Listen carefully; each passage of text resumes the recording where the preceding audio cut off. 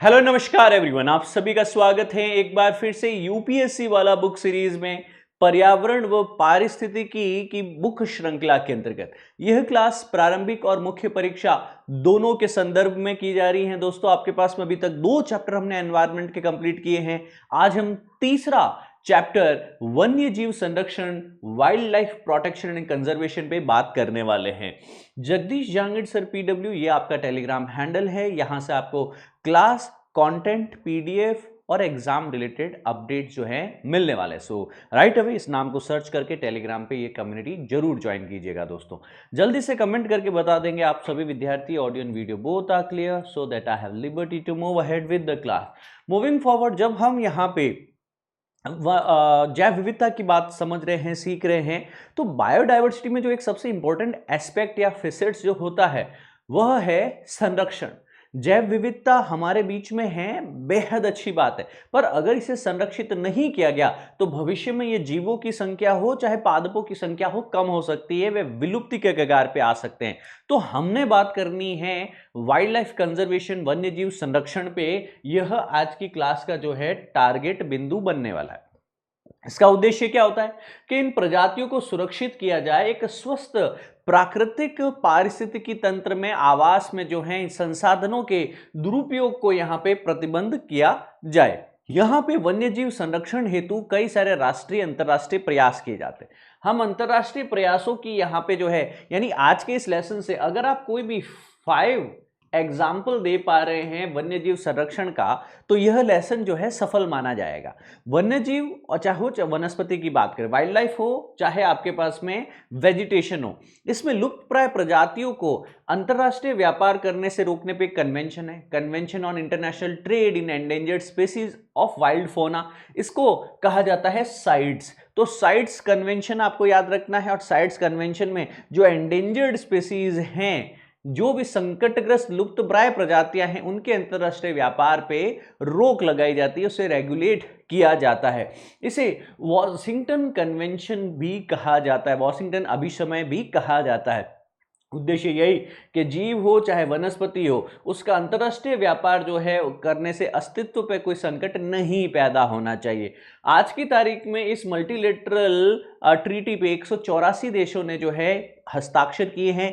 1986 के अंतर्गत IUCN, international union of conservation of nature and natural sources के सदस्यों द्वारा अपनाए गए एक प्रस्ताव के तहत साइट्स को निर्मित किया गया था। वह इसे वर्ष 1975 में लागू किया गया। तो आपको पता होना चाहिए किस संगठन के सदस्यों ने यहाँ पे जो इसमें पक्षकार के रूप में शामिल किया है, किस वर्ष में जो है आपके पास में ये प्रस्ताव निर्मित किया गया था, किस वर्ष में ये प्रस्ताव लागू हुआ है। इस प्रस्ताव के अंतर्गत जो है इसका दूसरा नाम वॉशिंगटन कन्वेंशन भी कहा जा रहा है, क्योंकि यूपीएससी में पहले भी पूछा जा चुका है। साइट्स काफी महत्वपूर्ण है दोस्तों आपके पास में, यह साइंटिफिकली बेस्ड है और एनफोर्समेंट ओरिएंटेड है, यानी कानूनी रूप से यहाँ पे प्रतिबद्धता दिखाई जाती है। दोस्तों, आगे बढ़ने की कोशिश करें तो साइट्स के जितने भी 180 से ज्यादा पक्षकार हैं, पार्टीज हैं, सदस्य हैं, उनका एक कॉन्फ्रेंस ऑफ पार्टी होता है, जिसको हम विश्व वन्यजीव सम्मेलन या वर्ल्ड वाइल्ड लाइफ कन्वेंशन भी कह सकते हैं, समिट भी कह सकते हैं।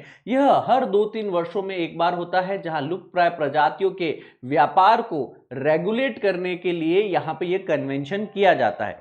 याद रखने की यह कोशिश कीजिएगा दोस्तों आप लोग कि इन प्रजातियों की सूची या साइट्स परिशिष्ट में परिवर्तन में संबंधित निर्णय जो है वो इसी कॉन्फ्रेंस ऑफ पार्टी में ही लिए जाते हैं। अब साइट्स की कार्यप्रणाली याद रखना है कि सबसे पहले तो इसमें प्रजातियों का चयन किया जाता है ताकि उनके अंतर्राष्ट्रीय व्यापार पे रोक लगाई जा सके, नियंत्रण किया जा सके। याद रखना है कि यहाँ पे आयात, निर्यात, लाइसेंसिंग और ऑथराइजेशन की जो आवश्यकता है वह सारी की सारी रेगुलेट की जाती हैं साइट्स के परिसीमन के द्वारा। यहाँ पे साइट्स में अलग अलग अपेंडिक्स होती हैं, अपेंडिक्स 1, 2 और 3। अपेंडिक्स 1 में थ्रेटन्ड विद एक्सटिंक्शन, जो विलुप्तिकरण तक पहुंच चुकी हैं, इन प्रजातियों को रखा जाता है और उनकी ट्रेड को रोका जाता है, प्रोहिबिट किया जाता है। अपेंडिक्स 2 के अंतर्गत उन प्रजातियों को रखा जाता है जो अभी तो थ्रेटन्ड तो नहीं है, परंतु भविष्य में यहाँ पे इनकी संख्या बल कम हो तो ये भी एक्सटिंक्शन हो सकता है। तो यहाँ पे कोई इंपोर्ट परमिट नहीं किया जाता है, no import permit is generally needed. तो यहाँ पे परमिट जो है एक्सपोर्ट के लिए जरूरी होता है, आपके पास में री एक्सपोर्ट सर्टिफिकेट चाहिए होगा। अपेंडिक्स 3 की अगर मैं दोस्तों बात करूं आपके समक्ष, if you are to talk of the appendix 3 as well in this, so appendix 3 की अगर हम बात करें दोस्तों, तो यहाँ पे स्पेसीज जो है वो लिस्टेड हैं, है ना। The species are listed at parties request to prevent unsustainable और illegal exploitation, trade requires appropriate permits and the certificates. तो यहाँ पे कोई पार्टी हो सकता है, कोई एनजीओ हो सकता है, कोई गवर्नमेंट हो सकती हैं, कोई अथॉरिटी हो सकती हैं, उनकी रिक्वेस्ट पे जो है यहाँ पे स्पेसीज के एक्सप्लॉयटेशन को रोकने के लिए उसको अपेंडिक्स 3 में डाला जा सकता है, ठीक है। अपेंडिक्स 1, 2 और 3 साइट्स का काफ़ी महत्वपूर्ण है। आगे हम बात करें तो यहाँ पे एक अथॉरिटी की बात की गई है कि हर देश में एक लाइसेंसिंग प्रणाली होगी साइट्स के लिए। यहाँ पे मैनेजमेंट अथॉरिटी नियुक्त की जाएगी आपके पास में, प्रजातियों की स्थिति, व्यापार संभव भी सभी सलाह प्रदान करने हेतु साइंटिफिक ऑथराइजेशन की नियुक्ति करेगा। भारत में यहाँ पे प्रबंधन प्राधिकरण वन्यजीव संरक्षण निदेशक ministry of environment forest climate change के अंदर रहेंगे। परमिट जारीकर्ता अलग रहेंगे जो वन्यजीव अपराध नियंत्रण ब्यूरो वाले हैं। वैज्ञानिक प्राधिकरण जो भारतीय प्राणी सर्वेक्षण, भारतीय वनस्पति सर्वेक्षण, भारतीय वन्यजीव संस्थान जो हैं इनके द्वारा किया जाएगा। याद रखना प्रजाति संरक्षण के लिए यहाँ पे 3 परिशिष्ट मैंने बताए हैं आपको साइट्स के अंतर्गत। परिशिष्ट 1 में विलुप्त होने की स्थिति के वाले संकटग्रस्त जो प्रजातियां हैं उनके व्यापार को असाधारण मामलों में अलाउ किया जाएगा, कैप्टिव ब्रीडिंग में यह अनुमति दी जाएगी। परिशिष्ट 2 के अंतर्गत वे प्रजातियां शामिल हैं जो तात्कालिक रूप से तो संकटग्रस्त नहीं है, परंतु उनके संरक्षण को नियंत्रित करना, व्यापार को नियंत्रित करना बेहद आवश्यक है। परिशिष्ट 3 में वे प्रजातियां शामिल होती हैं जो कम से कम एक देश में संरक्षित है व उनके व्यापार को नियंत्रित करने के लिए साइट पक्षकारों के सहयोग की आवश्यकता लेती है।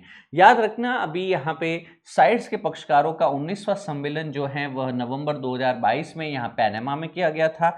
कॉप 19 के अंतर्गत पहला विश्व वन्यजीव व्यापार जो है first world wild life trade report भी जारी की गई थी। तो पूछ लिया जाएगा कि world wild life trade report जो है कब जारी की गई थी, आप बताएंगे 2022 में। कहाँ जारी की गई? पनामा में। वो था conference of party 19th sites का, ठीक है ना। तो यहाँ पे अंतर्राष्ट्रीय व्यापार से संबंधित जानकारी इसी के अंतर्गत प्रदान की जाती है। यही नहीं, साइट्स के अंतर्गत जो है टाइगर एनफोर्समेंट टास्क फोर्स जो है वह भी आप देखेंगे कि कॉप 19 ने बिग कैट्स के अवैध व्यापार कर अंकुश लगाने के लिए बिग कैट टास्क फोर्स के लिए लगभग 1.5 लाख का अस्थायी बजट भी प्रस्तावित किया गया है। तो यह भी एक प्रकार का साइट्स के अंतर्गत ही इनिशिएटिव है, ये भी आप नोट कर सकते हैं। कॉप 19 में भारत का ऑपरेशन टर्टशील्ड भी है। टर्टशील्ड मतलब यहाँ पे टर्टल की बात की जा रही है। तो इसकी स्वीकृति में कछुआ संबंधित वन्यजीव अपराध के विरुद्ध भी combat turtle wild life crime की भारत के अंतर्गत एक पहल है। तो पूछ लिया जाएगा आपके पास में कि भैया बिग कैट्स जो है आपके पास में तो वह किसके लिए है ना। आपको पूछ लिया जाएगा ऑपरेशन टर्टशील्ड किसके लिए किया जा रहा है। ये जानकारी आपको याद रखनी है क्योंकि साइट्स जो है अपने आप में काफ़ी महत्वपूर्ण है और इसकी जब भी कॉन्फ्रेंस ऑफ पार्टीज होती है, कहाँ हुई है, क्या निर्णय है, कौन सी रिपोर्ट जारी की गई, क्या इंडेक्स है, क्या इनिशिएटिव है, इसके ऊपर आपका दृष्टिगोचर लगातार बना रहना चाहिए। तदुपरांत आगे बढ़ते हैं और अब हम जानते हैं अंतरराष्ट्रीय वन्य जीव संरक्षण के लिए कौन कौन से संस्थान हैं। इसमें 3 नाम आप मेरे साथ लिखेंगे। पहला नाम लिखो माइक, फिर लिखो ट्रैफिक, फिर लिखो CAWT। इसके अंतर्गत 3 महत्वपूर्ण प्रजातियों के संरक्षण की हमें अंतरराष्ट्रीय इनिशिएटिव्स की जानकारी लेनी है। बस ये लेसन इसी के बारे में है। इतनी जानकारी ले रहे हैं आप, यहाँ पे एक अच्छा मुख्य परीक्षा का 200 शब्दों का उत्तर अच्छे से इस कंटेंट से लिख पाएंगे, ठीक है। आगे बढ़ने की चेष्टा करूं उससे पहले मैं बताना चाहूंगा आपको यूपीएससी के नेशनल स्कॉलरशिप कम एडमिशन टेस्ट के बारे में, जो PW ओनली IAS के द्वारा 2.5 करोड़ का स्कॉलरशिप यहां पे जारी किया जा रहा है विद्यार्थियों को। ओवरऑल यहां पे आप 90% तक की स्कॉलरशिप क्लेम कर सकते हैं इन ऑफलाइन सेंटर्स पे या PW के ऑनलाइन प्लेटफॉर्म पे जाकर के आप एक स्कॉलरशिप टेस्ट लिख सकते हैं। वहां पे आपकी मार्क्स और रैंकिंग के अनुसार आपको 90% की scholarship, welcome kit, essential kit और भी कई आकर्षक रिवॉर्ड्स मिल सकते हैं। यह 23 मार्च को यानी इसी हफ्ते के अंत के अंतर्गत कंप्लीट किया जाएगा। याद रखना, यह यूपीएससी एनसेट 2025 आगामी परीक्षा में आपकी तैयारी के लिए सही मार्गदर्शन के लिए एक काफी असरदार कारगर जो है स्टेप सिद्ध हो सकता है। सो राइट अवे वीडियो के डिस्क्रिप्शन में मैंने लिंक दिया है, you go and register it, free of cost है ये पूरा, इन ऑफलाइन सेंटर्स पे या पीडब्ल्यू ऐप पे ऑनलाइन भी आप ये टेस्ट दे पाएंगे मित्रों। आगे बढ़ते हैं, मैं आपको नया हेडिंग डलवा रहा हूं, MIKE, MIKE, monitoring of illegal killing of elephants. इसको माइक कहा गया, monitoring the illegal killing of the elephants. वर्ष 2003 में ही हमने क्या है, हाथियों की अवैध हत्या पर निगरानी रखना शुरू किया। इसके लिए एक अंतर्राष्ट्रीय सहयोग एक ऑर्गेनाइजेशन बना जो कि पूर्व अफ्रीका और पूरे एशिया में हाथियों की अवैध हत्या से संबंधित प्रवृत्तियों की जानकारी को ट्रैक करता है और संरक्षण प्रयासों को प्रभावशील तरीके से निगरानी भी रखता है। तो माइक याद रख सकते हैं, एशिया और अफ्रीका के अंतर्गत एक अंतर्राष्ट्रीय सहयोग है। अब वैश्विक स्तर पर हाथियों की मृत्यु दर के प्रचलन, कारणों का मापन और यहाँ पे मुख्य अधिदेश में हाथी बहुल क्षेत्र वाले राज्यों की क्षमता निर्माण करना, यह सब माइक के द्वारा किया जाता है। Monitoring the illegal killing of the elephants, MIKE याद रखेंगे, MIKE, बोलो मेरे साथ, MIKE। 2003 में अफ्रीका एशिया में हाथियों की अवैध हत्या से प्रवृत्तियां जो है, उनकी जो भी संरक्षण प्रयास है, उनके प्रभावशाली निगरानी रखने के लिए इसका सृजन किया गया था। अब याद ये रखना है कि इसके सूचना का आधार कहां से आता है। एशिया और अफ्रीका के अंतर्गत हाथी संरक्षण से संबंधित देखा जाए, अंतर्राष्ट्रीय निर्णय लेने में यह सहायता करेगा। यहाँ पे जो जानकारी और एनालिसिस प्राप्त होती है वो हमें साइट से होने वाली वार्षिक बैठक में भी प्रस्तुत की जाती है। वर्तमान में एशिया के 13 देशों में माइक साइट्स या माइक स्थल स्थित है। भारत में इन 28 में से आधे यानी 10 माइक साइट्स तो भारत में भी स्थित है।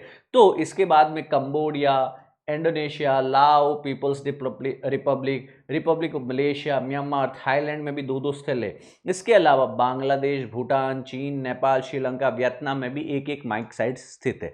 तो माइक साइट्स क्या हुई, ये ऐसे स्थल हुए दोस्तों जहां पे हाथियों को जो इलीगल मारा जाता है उस पर ध्यान रखा जाता है। हाथियों के संरक्षण के ऊपर कॉरिडोर के ऊपर कोशिश की जाती है, जैसे मयूरभंज है, मैसूर है, नीलगिरी है, शिवालिक है, नॉर्थ ईस्ट में भी अरुणाचल है, आपके पास में गारो वाला है, ईस्टर्न वाला हिरा है। तो इन एरिया के अंतर्गत जो है आपका प्रॉपर मॉनिटरिंग सर्वेलेंस रखा जाता है।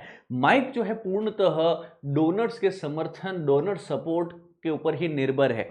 मतलब यहाँ पे कोई आधिकारिक यूनाइटेड नेशन या किसी स्टेट गवर्नमेंट या केंद्र सरकार के द्वारा नहीं दिया जा रहा है, पैसा कहीं से रेगुलर फंडिंग जा रही है, कोई मंत्रालय से बजट जा रहा है। यह माइक इनिशिएटिव पूर्णतः डोनर आधारित व्यवस्था है। तदुपरांत यहाँ पे हम ट्रैफिक नेटवर्क की बात करते हैं कि सर वन्यजीव व्यापार निगरानी नेटवर्क यानी ट्रैफिक में दोस्तों फुल फॉर्म देखेंगे, wild life trade monitoring network.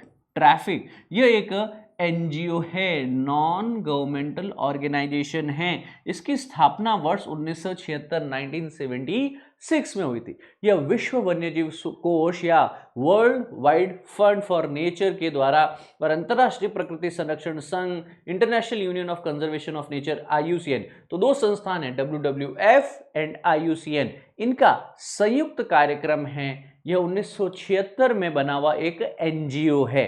WWF और IUCN ने मिलकर बनाया। किस लिए बनाया भैया आपके पास में, कि वन्य जीवों का जो व्यापार होता है उस व्यापार पे निगरानी बनाई जा सके, उस व्यापार पे अलायंस के द्वारा एक स्ट्रैटेजिकली क्या रखा जा सके, निगरानी या सर्वेलेंस रखा जा सके, मॉनिटर किया जा सके इसे। इसका ट्रैफिक का मुख्यालय जो है यूके के कैम्ब्रिज में स्थित है। अब जैसे साइट काम करता है ना, CITES, convention on international trade off endangered species, उसी का ही एक अनुपूरक है, उसी का ही एक कॉम्प्लीमेंट्री ऑर्गेनाइजेशन है। जैसे कि यह पादपों और जंतुओं के व्यापार से प्रकृति के संरक्षण के लिए जो संकट उत्पन्न ना हो इसके सुनिश्चित करता है। वन्यजीव व्यापार के क्या रुझान, क्या प्रणाली, क्या प्रभाव, संचालक कौन है, उनका निरीक्षण करना, व्यापार में जो वन्यजीव है, पादप है, उनका व्यापार से पूर्व ज्ञान जो है आपके पास वो प्रदान किया जाता है। तो एंटायर यहाँ पे ट्रैकिंग की जाती है, ट्रैफिक क्या चल रहा है इसके अंतर्गत। 2 चीजें क्लियर हुई आपके पास में, ट्रैफिक क्लियर हुआ, माइक क्लियर हुआ। तीसरा है CAWT, वन्यजीव तस्करी के विरुद्ध गठबंधन है coalition against wild life trafficking. Coalition against wild life trafficking, वन्यजीव तस्करी के विरुद्ध संगठन। अब याद रखना कि यह एक गठबंधन है, यानी कई सारे पक्षकार है इसमें। इसकी स्थापना वर्ष 2005 में वन्यजीव और उनके अंगों के अवैध व्यापार के विरुद्ध सहयोग करने के लिए हुई है। कि सर कई बार आपने देखा कि हाथी के दांत काट के ले गए, है ना, गैंडे का सींग काट के ले गए, ठीक है ना, जीवों की खाल काट के ले गए, खुर काट के ले गए, और उनके स्मगलिंग से, उनका क्या है, ब्लैक मार्केट में बहुत ही ज्यादा कॉस्ट होता है, और उनके स्मगलिंग से यहाँ पे फिर जो है इलिसिट ट्रेड किया जाता। तो यहाँ पे अमेरिका के नेतृत्व में यह गठबंधन बना है CAWT, coalition against wild life trafficking. Bharat भी इस कॉलिशन का, गठबंधन का सदस्य है।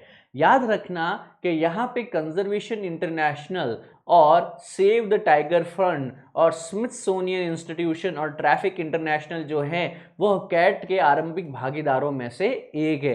तो जो कई सारे ऑर्गेनाइजेशन है, जैसे ट्रैफिक है, स्मिथसोनियन है, सेव द टाइगर फंड है, कंजर्वेशन इंटरनेशनल है, ये संगठन भी इस coalition of wild life trafficking के अंतर्गत कार्य करते हैं। यहाँ पे काफ़ी सारा इंपॉर्टेंट रिसर्च, एनालिसिस है, गाइडेंस है, एंगेजमेंट है, वह किया जाता है ताकि किसी भी प्रकार वन्यजीव या वन्यजीवों के अंग का अवैध व्यापार ना हो सके, ठीक है ना।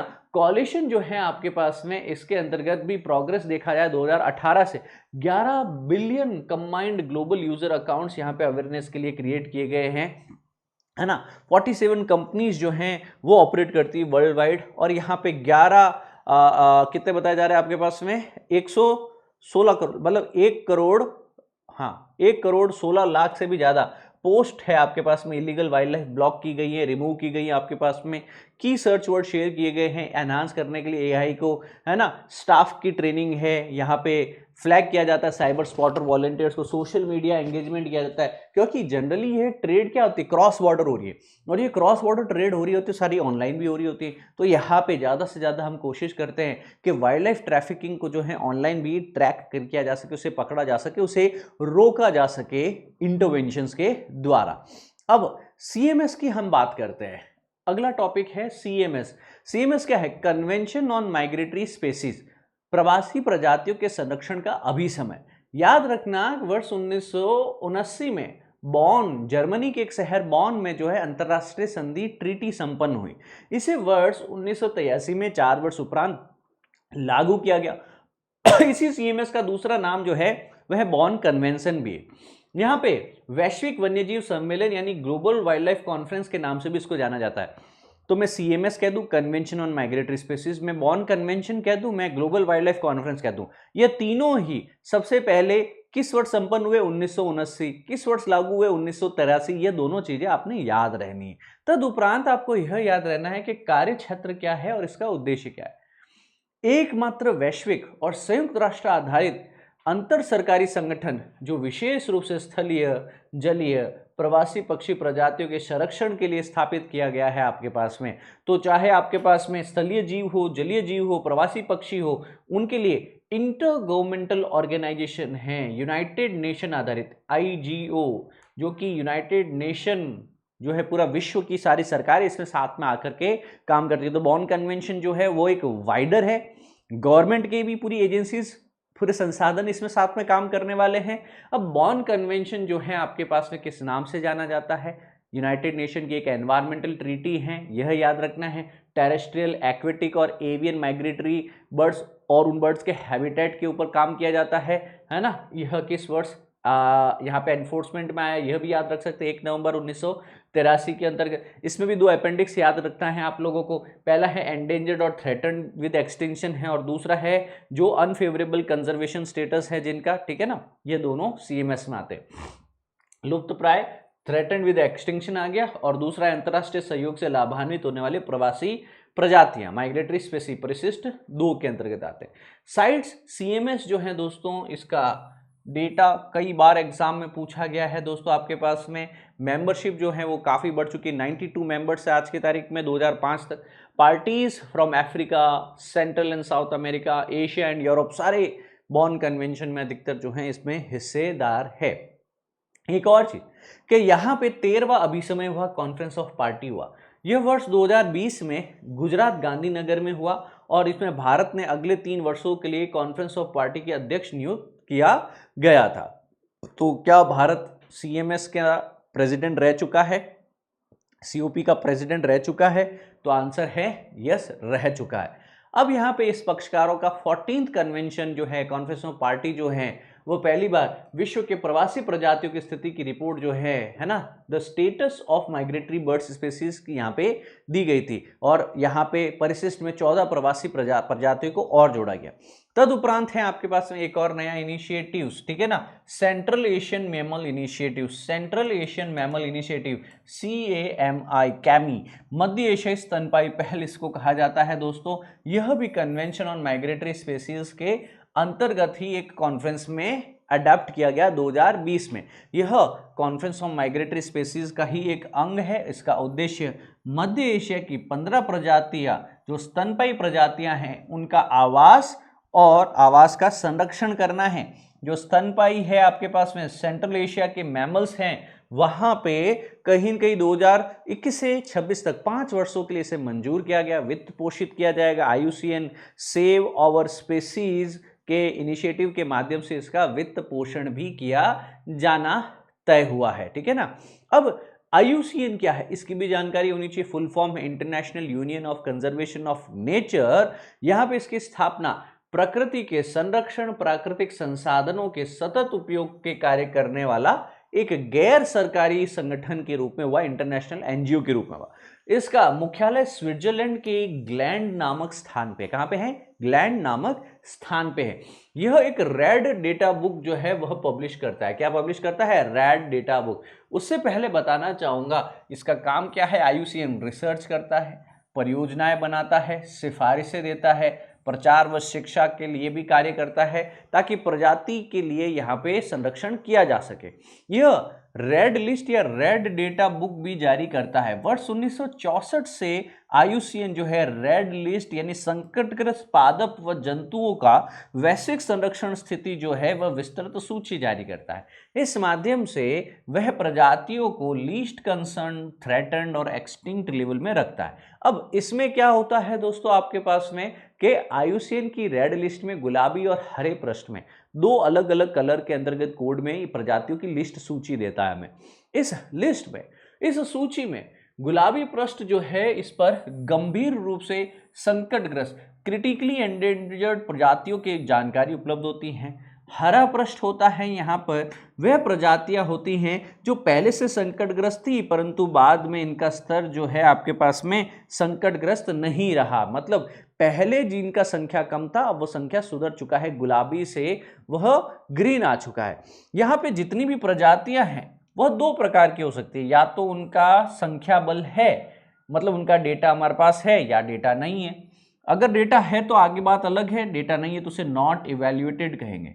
फिर अगर एडिक्वेट डेटा है तो डेटा डेफिशिएंट है या फिर डेटा कैलकुलेट किया जा सकता है। डेटा डेफिशिएंट है तो उसे DD लिखा जाएगा। अदरवाइज यहाँ पे 3 कैटेगरीज है। पहली यहाँ पे आप देखेंगे लीस्ट कंसर्न, सर बहुत ज्यादा संख्या है, फिर उससे कम हुआ तो नियर थ्रेटेंड, फिर उससे भी कम हुआ तो वल्नरेबल, फिर एंडेंजर्ड, फिर उससे भी कम है क्रिटिकली एंडेंजर्ड, फिर उससे भी आगे आया तो एक्सटिंक्ट इन द वाइल्ड, यानी आपको जंगली रूप से यह पे बाहर वह जीव नहीं देखने को मिलेगा। अगर वो ब्लैक यानी एक्सटिंक्ट हो चुका है तो एक्सटिंक्ट हो चुका है मतलब वो विलुप्त है, मतलब अब वह आपको चिड़ियाघर में भी नहीं देखने को मिलेगा, वो पौधशाला में नहीं देखने को मिलेगा, ना ही वह किसी जंगल में देखने को मिलेगा, ठीक है ना। तो यहाँ पे जैसे जैसे मैं लीस्ट कंसर्न से थ्रेटेंड कैटेगरीज और यहां से एक्सटिंक्शन की तरफ जाता हूं, रिस्क ऑफ एक्सटिंक्शन बढ़ता जाता है। तो IUCN क्या करता है, दुनिया में जितने भी पादप है, जीव जंतु की प्रजातियां हैं, उन्हें least concern, near threatened, vulnerable, endangered, critically endangered, extinct इन वाइल्ड या एक्सटिंक्ट के रूप में नामित करता है, ठीक है। सो यहां पे आपको कुछ बेसिक चीजें पता होनी चाहिए। Are we all clear till this point? देखिए आप ये जो मैंने सामने बनाया है ना, वीडियो को पॉज कर दीजिए और ये वाला जो डेटा है ना इसको आप ड्रॉ कर दीजिए एक बार, है ना। जैसे जैसे मैंने ड्रॉ कर रखा है वैसे ही ड्रॉ कर दीजिए आप।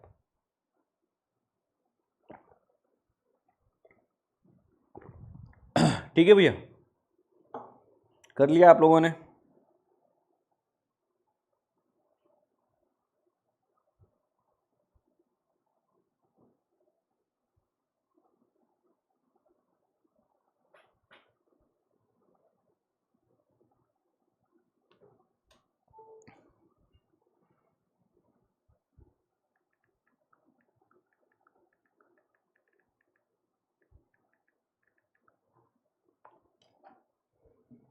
यस। सो अब हम इसको समझते हैं कि सर ये जो तीन कैटेगरीज अलग अलग दी ना भाई साहब ने, ये तीनों कैटेगरीज अलग अलग है क्या, इसको समझते हैं।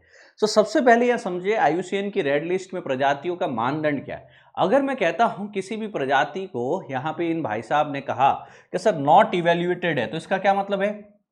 वर्तमान मानदंडों के आधार पर मूल्यांकन ही नहीं किया, एवोल्यूशन ही नहीं किया, हमने पता ही नहीं किया इनकी संख्या कितनी है, बढ़ रही है घट रही है, हमें पता ही नहीं है। डेटा डेफिशिएंट यानी आकलन करने, डेटा तो है पर इतना डेटा नहीं है कि हम इसको इवैल्यूएट कर पाए, आकलन कर पाए। फिर लीस्ट कंसर्न का मतलब हुआ कि न्यूनतम जोखिम वाली, यानी व्यापक प्रचुर मात्रा में इनकी संख्या उपलब्ध है, तब हम यहां पे किसी को लीस्ट कंसर्न कहते हैं। अब इससे ऊपर आता है नियर थ्रेटन्ड। नियर थ्रेटन्ड निकट संकटग्रस्त, सुभेद्य वल्नरेबल स्टेटस से अत्यधिक निकट होती हैं आपके पास में। तो वल्नरेबल क्या होता है? इससे भी कम। जंगली क्षेत्र में विलुप्त होने वाला उच्च जोखिम है। पिछले 10 वर्षों में या 3 पीढ़ियों में जो भी अधिक हो, जनसंख्या में 50% की कमी आई है। तो सोचिए 10 वर्षों में, पिछले या तो 10 वर्ष या पिछली 3 पीढ़ियों में 50% जनसंख्या कम हो गई। जैसे सपोज कोई जीव, पहले दुनिया में 10,000 जीव थे, पिछले 10 सालों के अंदर अब रह गए हैं 5,000 से कम। तो अब इसे कहेंगे कि ये वल्नरेबल है, ये सुभेद्य है। 3 पीढ़ियों में अथवा 10 वर्षों में 50% आबादी कम हो गई। तो तुम्हें नहीं पता होता ना वल्नरेबल क्या होता है, सुभेद्य क्या होता है, किसे कहा जाता है वल्नरेबल, तो समझ में आया ना? ठीक है। इससे भी ऊपर चले जाओगे तो संकटग्रस्त प्रजाति है ना। वल्नरेबल के ऊपर क्या है? संकटग्रस्त प्रजाति। संकटग्रस्त को अंग्रेजी में लिखा जाता है एंडेंजर्ड।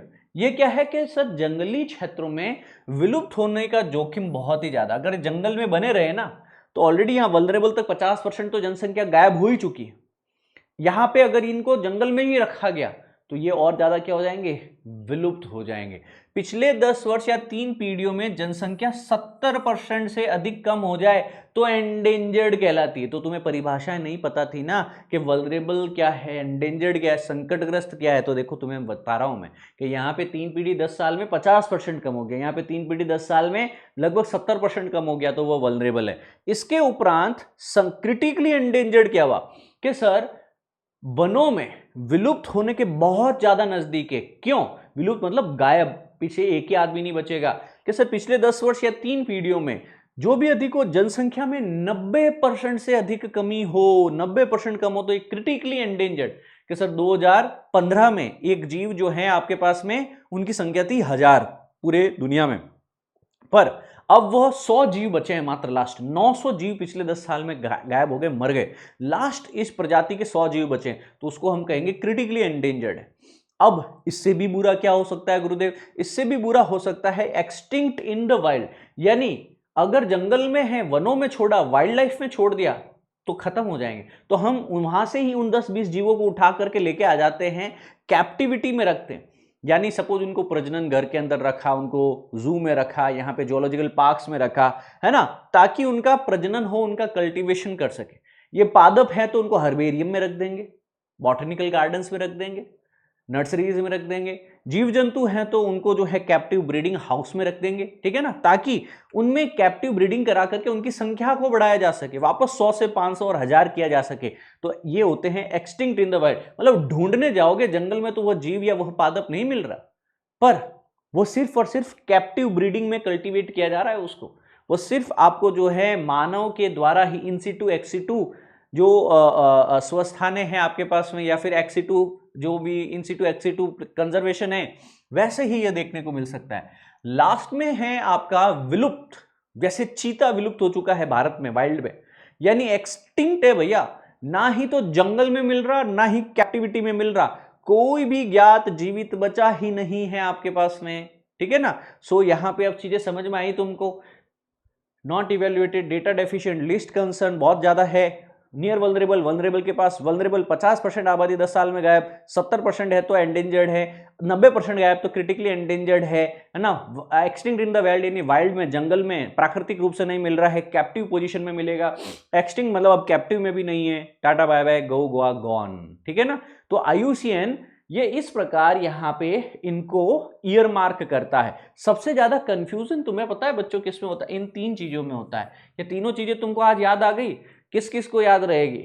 जल्दी से एक बार कमेंट करके बताओ। जे सर ने आज पढ़ाया है, चीजें कुछ खोपड़िया में घुसनी तो चाहिए ना तुम्हारे, ठीक है ना। चलो बच्चा, तो एक बर्ड लाइफ इंटरनेशनल है, इसके बारे में याद रखना, बहुत ही प्यारी संस्थान है ये, ठीक है ना। विश्व का सबसे बड़ा प्राकृतिक संरक्षण की साझेदारी है। विश्व में लगभग 120 राष्ट्रीय प्राकृतिक संरक्षण जो है संगठन इसमें शामिल है। यह बर्ड जो है आपके पास, बर्ड एरिया जो है आपके पास, पक्षियां, उसके आवास है, उनके वैश्विक जैव विविधता संरक्षण के लिए समर्पित है। संसाधनों का उपयोग स्थिरता को बढ़ावा देने के लिए काम करती है। रेड लिस्ट अथॉरिटी के रूप में, मतलब किसके लिए है? यह पक्षियों के लिए है ना, जैसे ये है आपके पास में जीवों के लिए है, वनस्पतियों के लिए, पेड़ पौध है और कोई जानवर है उसके लिए, तो ये IUCN का रेड लिस्ट है। पक्षियों के लिए कौन सा रेड लिस्ट जारी करेगा? तो बर्ड लाइफ इंटरनेशनल BI करके जो है संस्थान, यह IUCN के तहत पक्षियों के लिए आधिकारिक रेड लिस्ट अथॉरिटी है। तो पूछ लिया जाएगा कि पक्षियों का रेड लिस्ट अथॉरिटी कौन है? बोलेंगे बर्ड लाइफ इंटरनेशनल करता है भैया ये कार्य, ठीक है। काफी इंपॉर्टेंट है, इसको भी लिखना है आपको। बॉम्बे नेचुरल हिस्ट्री सोसाइटी जो है ये 1883 के अंतर्गत भारत का सबसे पुराना गैर सरकारी संगठन NGO है।